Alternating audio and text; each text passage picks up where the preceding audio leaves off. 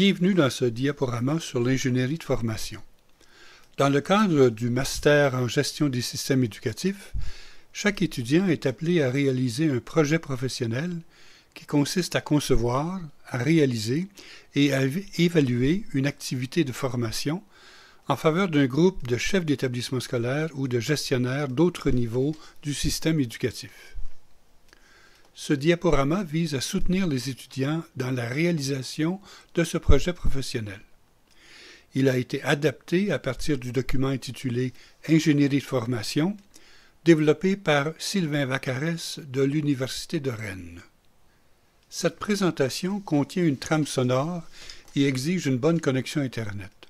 Si vous éprouvez des difficultés à entendre les commentaires, vous pourrez utiliser la présentation PowerPoint sans trame sonore, la version PDF ou la transcription Word.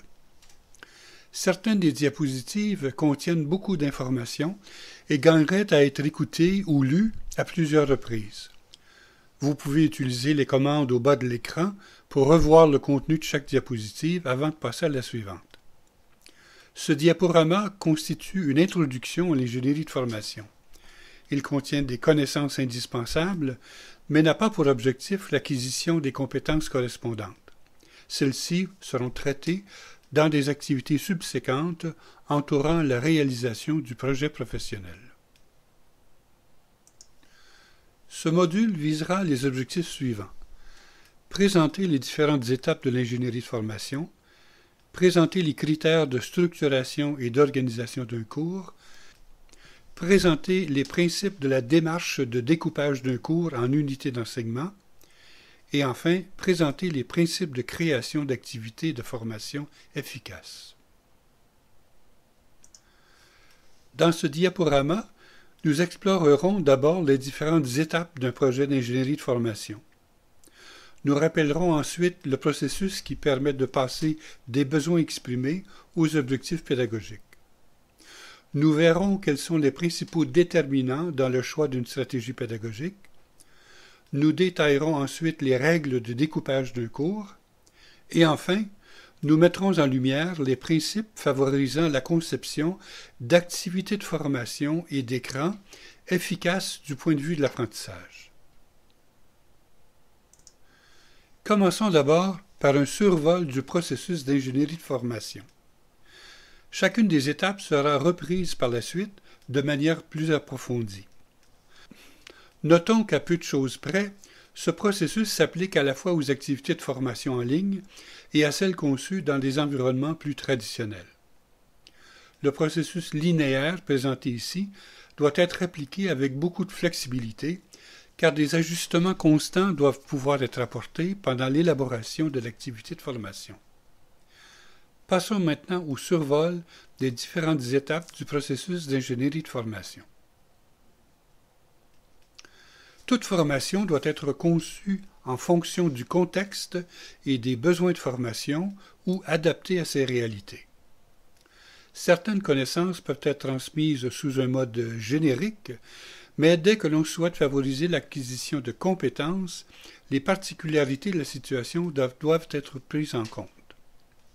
Cette pertinence est encore plus importante dans le domaine de la gestion, où les influences personnelles et sociales sont d'une extrême importance.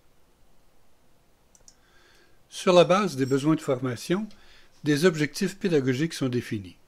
Cette définition répond à des exigences de clarté et de précision qui seront abordées plus loin dans cette présentation. Par la suite, il est nécessaire de procéder à une analyse de l'environnement de formation afin d'identifier les ressources et les contraintes dans la mise en place de la formation. Cette analyse peut porter sur les ressources humaines, documentaires, techniques et financières qui auront un impact sur la mise en œuvre de la formation. En tenant compte des besoins de formation, des objectifs qui en ont été tirés, des ressources et des contraintes présentes dans l'environnement de formation, l'auteur adopte la stratégie pédagogique la plus efficace et la plus efficiente. Les diverses stratégies pédagogiques seront analysées plus avant dans cette présentation. En tenant compte des besoins de formation, des objectifs qui en ont été tirés, des ressources et des contraintes présentes dans l'environnement de formation et de la stratégie pédagogique adoptée, l'auteur procède à l'organisation du projet en précisant ses paramètres, son contenu, déroulement, horaire, économie, planning, évaluation, etc. Sur la base des éléments précédents, le ou les auteurs procèdent à la conception des unités d'enseignement. La dimension technique de la formation prend plus ou moins d'importance selon la stratégie pédagogique et le type de technologie utilisée. Plus les technologies sont présentes, plus l'expertise technique est exigée. L'étape de conduite du changement consiste à prendre en compte les différents risques liés à la diffusion des modalités pédagogiques. C'est un sujet complexe, surtout dans le cas de l'utilisation des nouvelles technologies. Ces risques se situent au niveau des apprenants. Comment vont-ils se former avec les nouvelles technologies? Qu'en est-il de leur motivation? Ils se situent également au niveau des autres acteurs du processus formatif, formateurs, responsables de formation, hiérarchie, personnel administratif, etc. Il faut prendre en compte cet aspect du projet pour éviter qu'un dispositif pertinent et efficace ne fonctionne pas du fait de la non-adhésion des acteurs du système.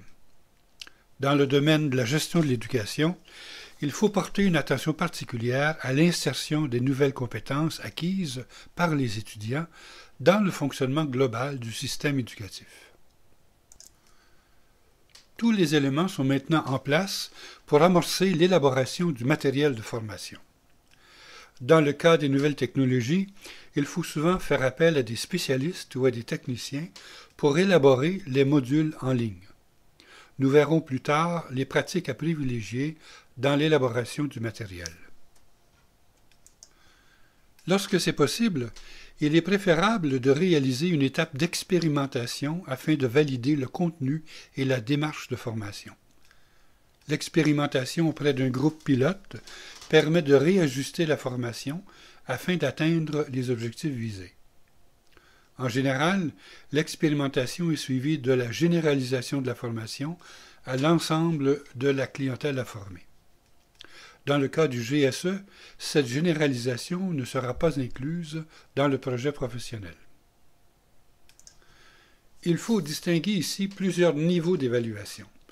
L'évaluation pédagogique sert à déterminer l'atteinte des objectifs par les étudiants. L'évaluation du dispositif de formation permet de vérifier la pertinence des objectifs et des contenus de l'activité et la satisfaction des apprenants en relation avec leur apprentissage. L'évaluation d'impact ou systémique permet de vérifier si la formation a produit un changement dans le système scolaire. Certaines activités d'évaluation peuvent être conduites à la fin de la formation, alors que d'autres requièrent un délai plus important. Enfin, un compte-rendu est présenté au mandataire ou au commanditaire pour évaluer les résultats de l'activité de formation.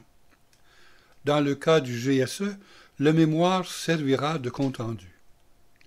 Dans un contexte de développement professionnel progressif, le compte-rendu permet de préciser de nouveaux besoins de formation, ce qui relance le processus d'ingénierie de formation.